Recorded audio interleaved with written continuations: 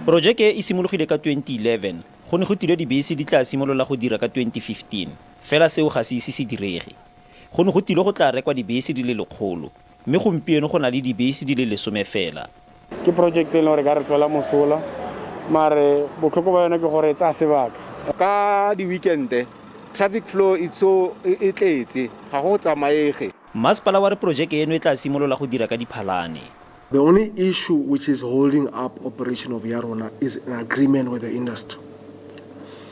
If you are not going to reach that agreement with the industry, it's a recipe for conflict, it's a recipe for violence in Rustenburg.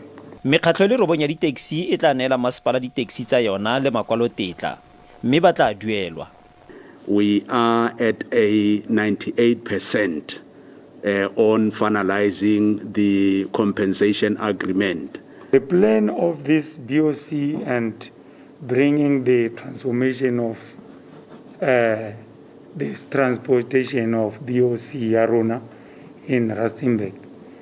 Everyone is waiting and everyone is excited to see the bus running. Bakgweetsi ba le 40 le bone ba di-taxi ba katisitswe go kgweetsa dibese tse. Itumeleng Kgajane, SABC News, Rustenburg.